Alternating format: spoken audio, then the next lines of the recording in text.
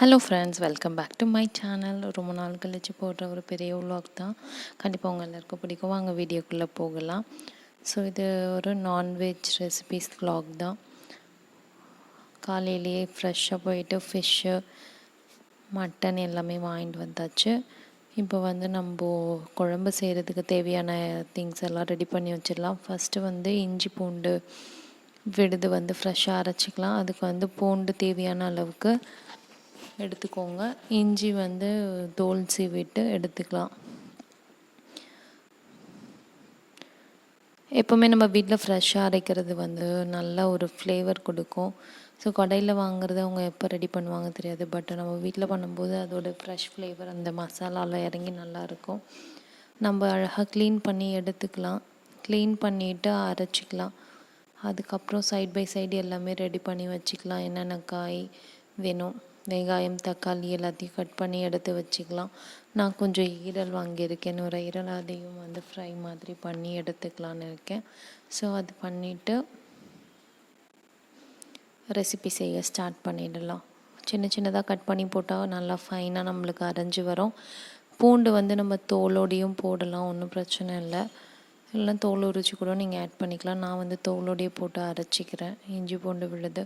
So அரைச்சி ஃப்ரிட்ஜில் store பண்ணி வச்சுக்கிட்டோன்னா கொஞ்சம் நம்ம குழம்புலாம் வைக்கும்போது எடுத்து பண்ணிக்கலாம். ஏன்னா அடிக்கடி அரைக்க முடியாதுன்றவங்க இந்த மாதிரி பண்ணி ஒரு 3-4 டேஸ்க்கு அரைச்சி எடுத்து வச்சுக்கலாம்.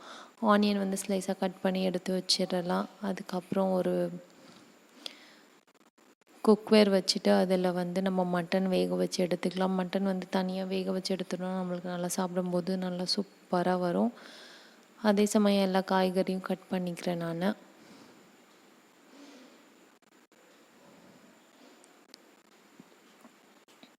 இப்போ வந்து சூடாயிடுச்சு குக்கரு. இப்போ எண்ணெய் போட்டுட்டு ஹோல் கரம் மசாலா ஸ்பைசஸ் எல்லாமே போட்டுட்டு நம்ம மட்டனை நல்லா 2-3 வாட்டி வாஷ் பண்ணிவிட்டு ஆட் பண்ணிக்கலாம். ஆட் பண்ணிவிட்டு உங்களுக்கு எந்த அளவுக்கு தண்ணி வேணுமோ அந்த அளவுக்கு நீங்கள் எடுத்துக்கலாம்.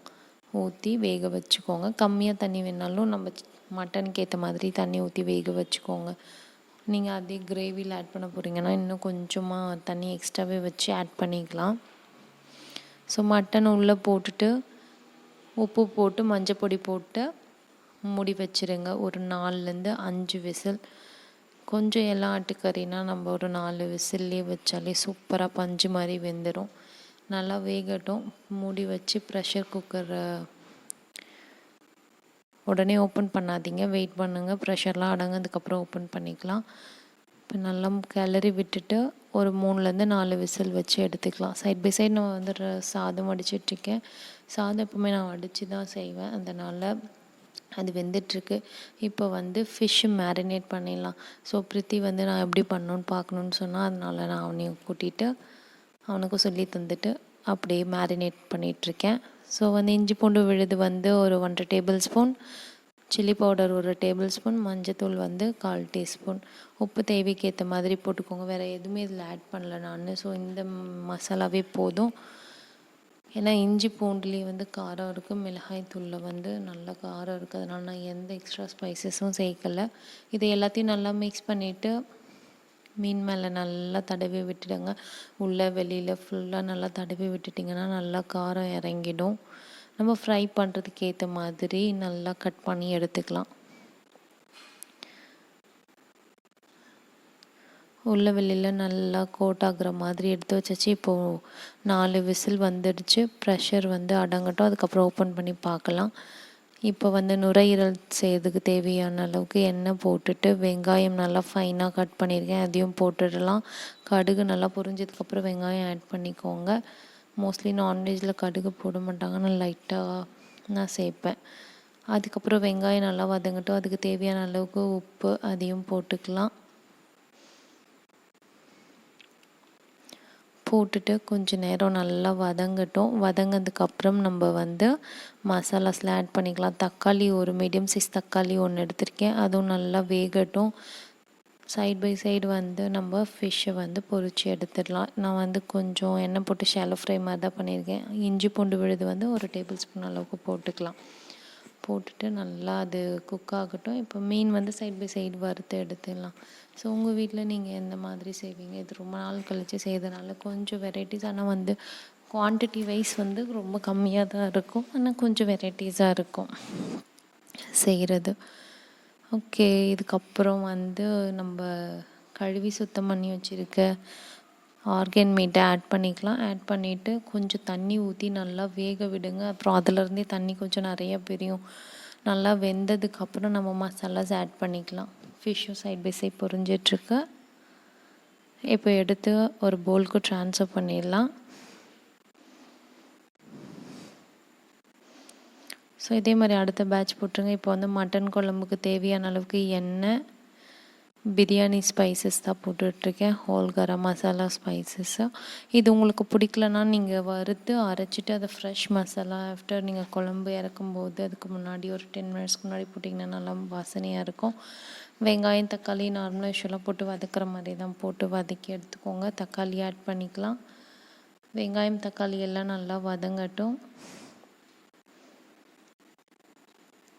அது வதங்கினதுக்கப்புறம் ஒரு டேபிள் ஸ்பூன் அளவுக்கு குழம்புத்தூள், ஒரு டேபிள் ஸ்பூன் அளவுக்கு இஞ்சி பூண்டு நல்லா போட்டு வதக்கினதுக்கப்புறம் பச்சை வாசனை போனதுக்கப்புறம் நம்ம வேக வச்சுருக்க மட்டன் அதோட தண்ணி ரெண்டுத்தையுமே சேர்த்துக்கலாம். உங்களுக்கு எந்த அளவுக்கு தண்ணி வேணுமோ, குழம்பு ரொம்ப தண்ணியாக வேணால் இன்னும் கொஞ்சம் தண்ணி ஆட் பண்ணிட்டுக்கோங்க.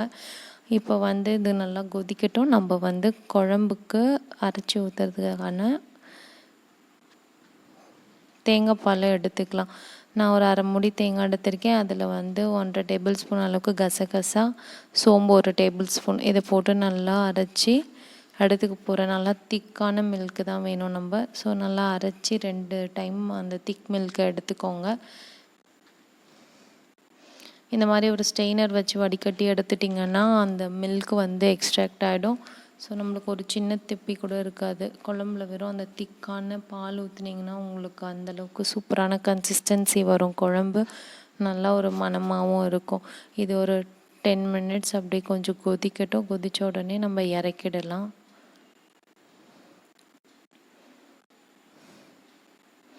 இப்போ நீங்கள் அந்த தேங்காவோடு சேர்த்திங்கன்னு வச்சுக்கோங்களேன், ரொம்ப திரியாக இருக்கும். இப்போ பண்ணியாச்சு ரைஸு, மட்டன் குழம்பு. பாருங்கள் மட்டன் எந்த அளவுக்கு நல்லா வெந்திருக்குன்னு, நல்லா சாஃப்டாக ஜூஸியாக இருக்குது. சூப்பரான மட்டன் குழம்பு. அதுக்கப்புறம் ஃபிஷ் ஃப்ரை,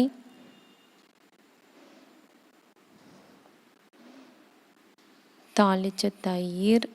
ஏன்னா நான் வந்து நான்வெஜ் சாப்பிட மாட்டேறதுனால எனக்கு வெஜ் செஞ்சுக்கிட்டேன். அதுக்கப்புறம் ஆர்கன் மீட்டு, ரசம். ஸோ இதுதான் இன்றைக்கான மெனு, சண்டேக்கான மெனு. இப்போ நான் சர்வ் பண்ணிவிட்டு உங்களுக்கு காட்டுறேன்.